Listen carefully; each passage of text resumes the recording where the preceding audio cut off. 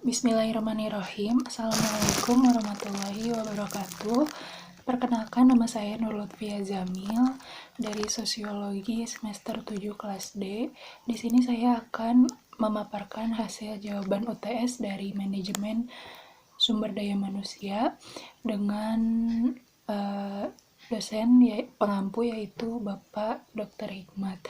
Berikut pemaparan hasil jawaban UTS dari saya. Terima kasih.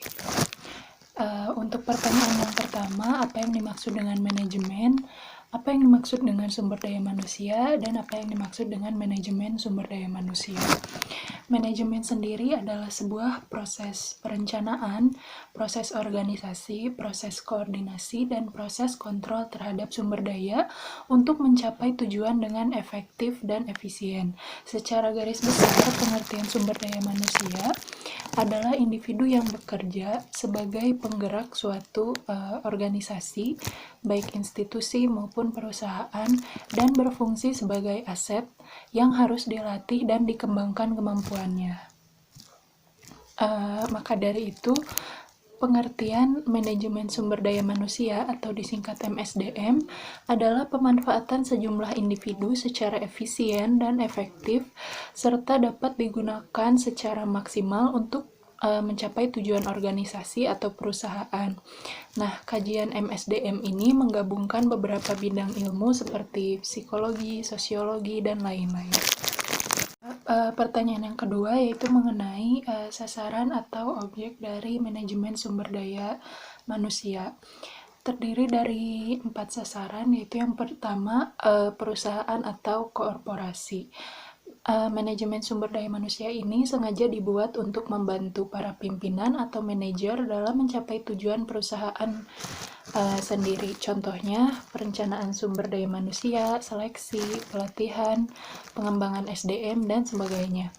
Yang kedua yaitu fungsional. Nah, ini lebih tinggi dari sasaran yang pertama, sebab sasaran fungsional ini untuk mempertahankan kontribusi dari HRD pada level yang lebih cocok bagi kebutuhan perusahaan, seperti pengangkatan jabatan, penempatan, serta penilaian pegawai yang ada dalam perusahaan tersebut. Lalu yang ketiga yaitu ada sosial. Nah, yang berada dalam lingkup sasaran ini antara lain menjaga hubungan baik antara manajemen perusahaan dengan syarikat kerja, tetapi tetap memprioritaskan keuntungan perusahaan dan karyawan. Contoh lainnya adalah menjaga hubungan perusahaan dengan masyarakat sekitar. Yang terakhir yaitu pribadi dari karyawannya itu sendiri. Berbeda dengan beberapa yang telah disebutkan di atas, bahwa departemen ini juga bisa membantu para karyawan untuk mencapai tujuan-tujuan dan penyelesaian permasalahan pribadi mereka. Jika memang dirasa karyawan tersebut sudah bekerja dengan baik di perusahaan, contohnya membantu karyawan yang ingin melakukan kredit rumah ataupun kendaraan, seperti itu. Yang selanjutnya yaitu ada peluang, tantangan, dan bagaimana dari sumber daya manusia untuk menghadapi MEA. Nah, bagi Indonesia sendiri, MEA ini dapat menjadi peluang sekaligus tantangan.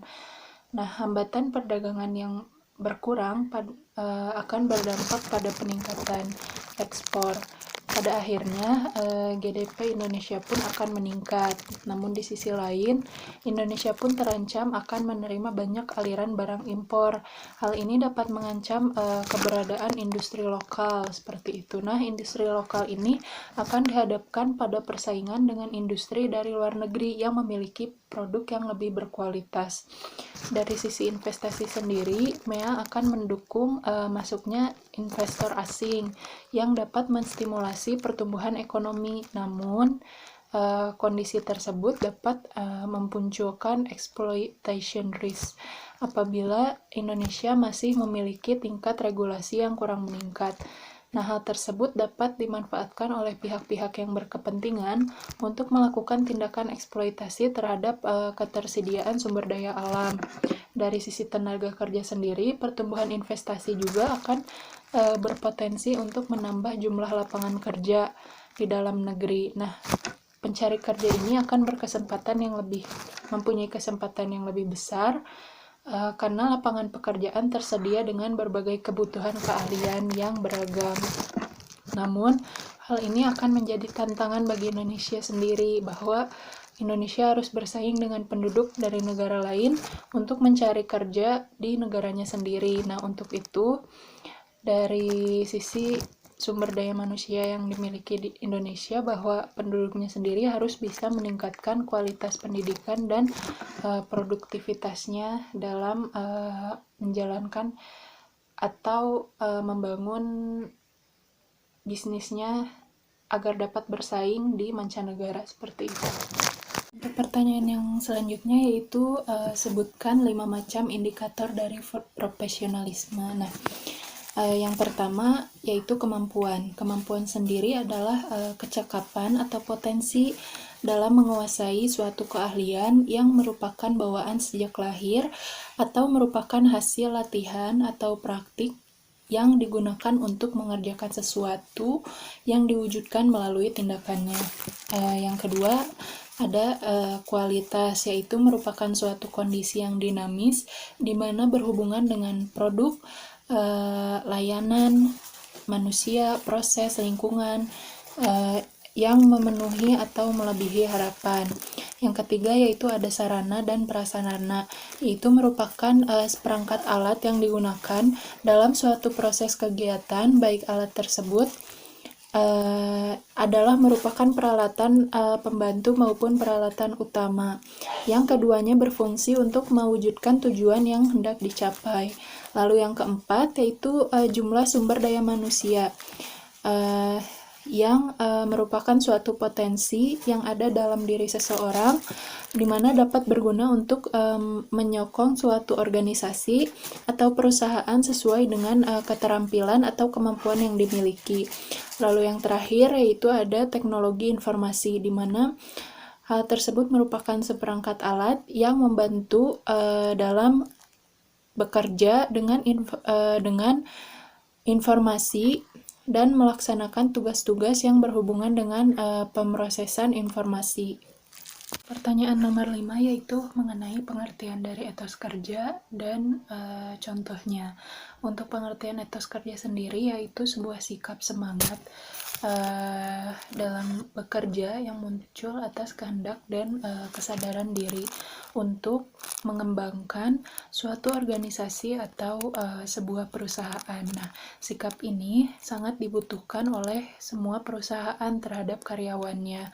Dengan semangat kerja yang tinggi, maka karyawan terdorong untuk menunjukkan performa yang terbaiknya. Nah, contoh dari etos kerja yang dapat dibangun di lingkungan kerja ini antara lain sikap disiplin, datang tepat waktu, mempunyai inovasi dalam bekerja, dan juga bekerja secara totalitas. Yang selanjutnya yaitu hadis yang berkaitan dengan manajemen sumber daya manusia, yaitu iza wusidal amru ila ghairi ahlihi fantaziri sa'ah, yang artinya apabila perkara diserahkan kepada orang yang bukan ahlinya, maka tunggulah kiamat. Hadis riwayat Al-Bukhari dan Abu Hurairah. Bahwa inti dari hadis tersebut bahwa jika kita diberikan suatu amanah, maka kita harus melakukannya secara sungguh-sungguh, dan juga kita harus mengetahui bagaimana potensi diri kita sehingga pada akhirnya jika kita berada di lingkungan kerja kita akan melakukan segala sesuatunya dengan porsi yang terbaik.